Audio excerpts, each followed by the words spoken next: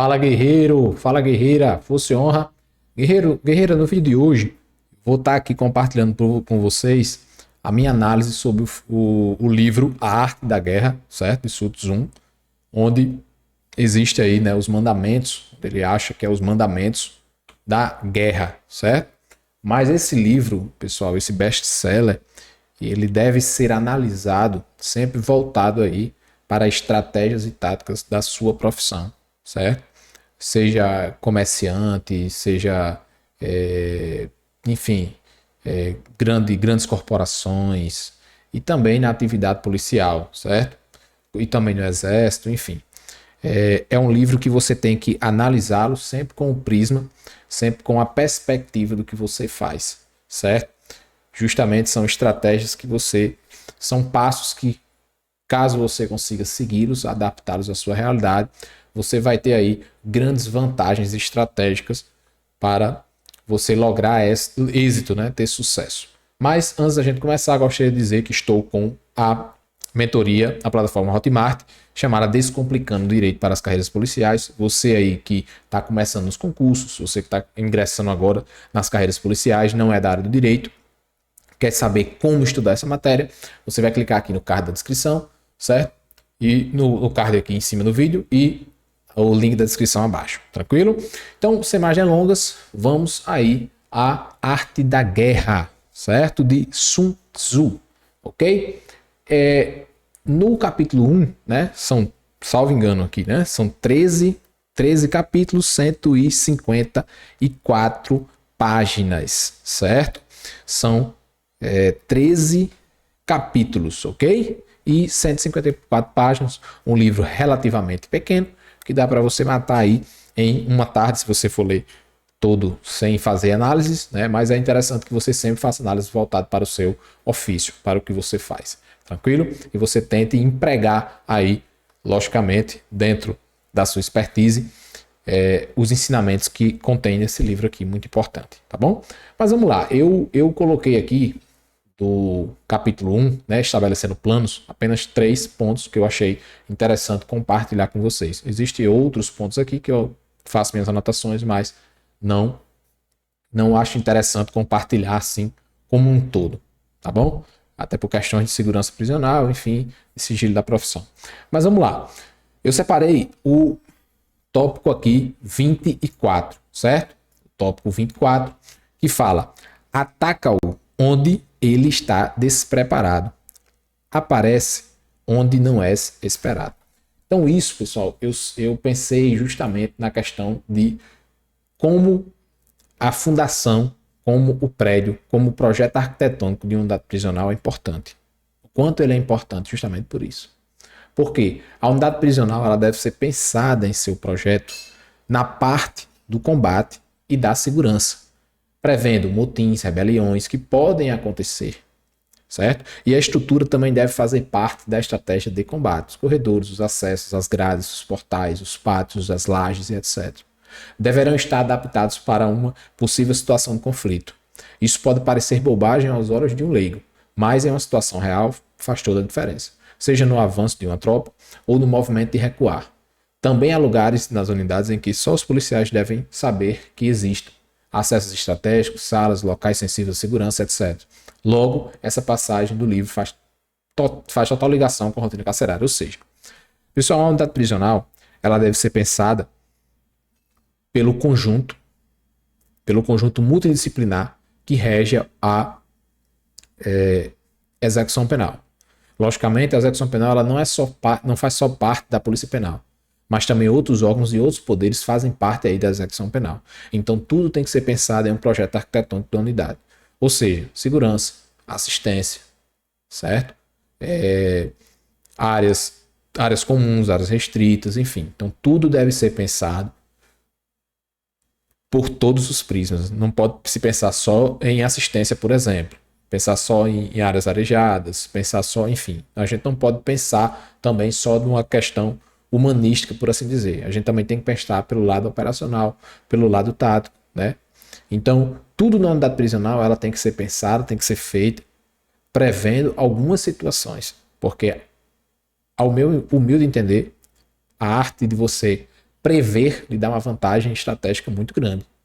Se você vai fazer uma guarita, você tem que prever de onde pode vir o ataque, certo? Se o guariteiro está coberto, está abrigado, se tem condições dele ter uma visão completa, né? Então tudo isso deve ser pensado e analisado, tá ok? Justamente pensando tanto no projeto arquitetônico como nas intempéries do próprio terreno onde vai ser construída essa unidade prisional. Então é muito importante você ter aí uma unidade prisional pensada em todos os aspectos, certo? Algumas unidades prisionais das quais eu trabalhei, eu visitei, tinha algumas situações em que o projeto arquitetônico dificultava certas ações preventivas, por exemplo. E isso é um ponto muito importante que deve ser visto, deve ser analisado, certo? O DEPEN é quem financia a maior parte das construções de unidades, e seria interessante que aí, para construir essas unidades, ter aí, não sei se tem, perdão se tiver, mas ter aí pessoas que entendem realmente de cadeia, de rotina, certo? Chamar tanto gestores de unidades prisionais, que já têm muita experiência relacionado à rotina carcerária, chamar os plantonistas, certo? Pessoas ali que já exerceram cargo de chefia, chefe de equipe, chefe de segurança, enfim. E também chamar aí os que dominam a arte de intervenção prisional e tal, para também pensar esse projeto, pensar esse projeto arquitetônico como um todo. E também a parte também das assistências, é muito importante. Tá certo, pessoal? Então vamos avançar aqui na análise do próximo tópico, tá bom? O próximo tópico que eu trouxe, pessoal, é o tópico 25, certo? Tópico 25, que diz: esses recursos militares que levam à vitória não devem ser divulgados de antemão. Pessoal, por que eu falei isso aqui? Porque os recursos de unidade prisional mais importantes, ao meu modo de entender, são o número de policiais penais na unidade, né, o efetivo, o material bélico que está à disposição dessa equipe, certo? E essas informações devem ser de cunho restrito, não podem ser de conhecimento dos internos, né, nem dos ditos de confiança, que isso é um erro que acontece frequente de você, infelizmente, né, a maioria dos estados, a realidade da maioria dos estados do Brasil é de não dispor de setores terceirizados, né, de limpeza, tá ok? Não dispõe disso. Então, muitas das vezes, quem faz a limpeza de áreas, inclusive áreas sensíveis, são os próprios internos. Às vezes, muitas das vezes, o policial penal ele não se atenta a essa questão de, por exemplo, você chamar um interno para limpar uma armaria, por exemplo. Mesmo que ele seja de confiança, que não existe peso de confiança, certo? Ele vai chegar lá e vai copiar aquela situação, certo? Tranquilo? Até eu mesmo, tem muito vídeo que eu pondero antes de postar, e às vezes já cometi erros de postar coisas que não eram para postar, certo? Mas isso acontece, mas a gente vai aprendendo e vai corrigindo esses erros. Mas é muito importante que a gente entenda que esses números militares, né? O que é os números militares? Os números que temos à nossa disposição, nosso inimigo, entre aspas, ele não deve ter o conhecimento desses números, tá certo? Então, muito cuidado em relação a isso aí, tá certo? É importante que existam números militares, ou seja, logísticas da unidade relacionadas a efetivo, a material bélico, enfim, que devem ser de cunho, informação de cunho estritamente policial. Tá certo, pessoal? Então isso é muito, muito importante. Vocês não têm ideia de quanto isso é importante. Informação desse tipo, desse calibre, é essencial, vital à segurança prisional. Tá certo, pessoal? E o último, né, mas não menos importante, aí, que eu trouxe, que eu vou trazer para vocês, é a situação aí sobre, né, os cálculos, certo? Que é aí o item 26 do capítulo 1, que diz: nessas circunstâncias, o general que vence a batalha faz muitos cálculos em seu tempo antes que a batalha seja travada. O general que perde a batalha faz apenas poucos cálculos de antemão. Assim, muitos cálculos levam à vitória e poucos cálculos à derrota. Muito pior, sem cálculo algum. É pela atenção a essas regras que eu posso prever quem possivelmente vencerá ou perderá. Pessoal, o que são os cálculos? Os cálculos nada mais é, dentro da nossa realidade, o nosso banco de dados do que acontece na unidade prisional, certo? Do que é feito, as rotinas carcerárias que são desempenhadas, quantos internos saem, quantos internos entram, quantos internos vão para o médico, quantos internos vão para o advogado, quantos internos vão para o dentista, quantas escoltas de saúde são feitas pela unidade, enfim. Todo tipo de número deve constar aí no livro de ocorrência, em relatórios periódicos aí pela chefia de segurança, enfim. É muito importante que você tenha em mãos a logística, os postos determinados, pontos policiais penais, mínimo você precisa em cada posto, enfim. Isso é muito importante. E realmente isso aí faz com que você se antecipe a futuros problemas, ou então pelo menos se resguarde, que a gente sabe que a realidade de alguns estados no Brasil é que não ter aí efetivo, não ter material bélico suficiente, certo? Não ter um bom serviço de inteligência, não tá aí desempenhando recursos onde deveria desempenhar, e é muito interessante que a unidade prisional se antecipe a isso, é muito importante que a unidade prisional tenha o conhecimento, certo? E se antecipe a essas situações, certo? Mas vamos aqui. Os cálculos de atividade carcerária se trata da capacidade do gestor, diretor, ou seja, chefe de segurança, chefe de equipe, etc., de ter em mão todos os números que são gerados pela sua unidade. Veja, como eu disse em vídeos anteriores, somos uma profissão multidisciplinar. A execução penal é um complexo de atividades, órgãos e poderes diferentes agindo dentro da mesma missão, custodiar.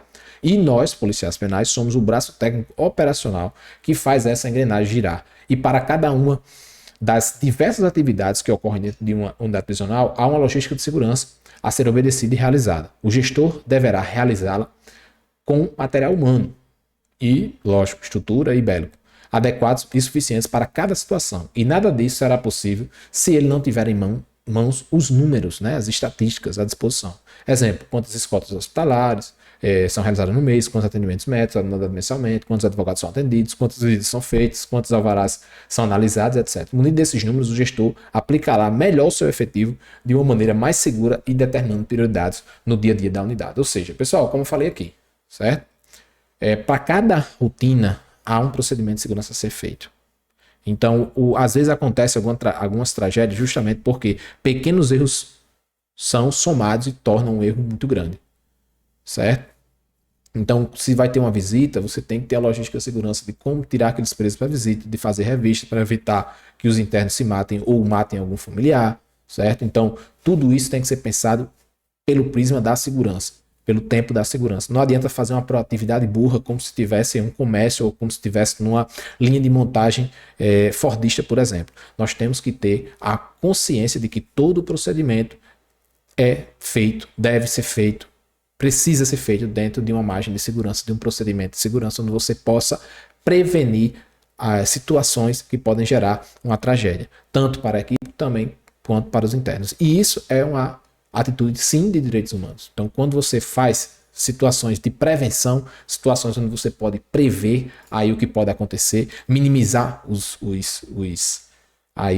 as complicações, é muito importante. Certo, pessoal? Então, espero, lógico, foi um resumo do resumo. Espero que vocês tenham gostado desse tipo de conteúdo. Vou tentar fazer isso em todos os capítulos, 13 capítulos, e passar aqui para vocês em formas assim, dessas pílulas, certo? O vídeo aí já trata mais de 13 minutos, mas peço desculpas a vocês, não tem como resumir um pensamento filosófico, um pensamento de análise, de reflexão em menos tempo que isso, tranquilo? Então, recomendo que você compre o livro, se você é policial penal, se você está pensando em ser policial penal, e tente lê-lo e extrair aí o máximo desse livro relacionado à nossa situação, à nossa realidade carcerária, tranquilo? Tamo junto, até o próximo vídeo, se Deus quiser. Fosse honra!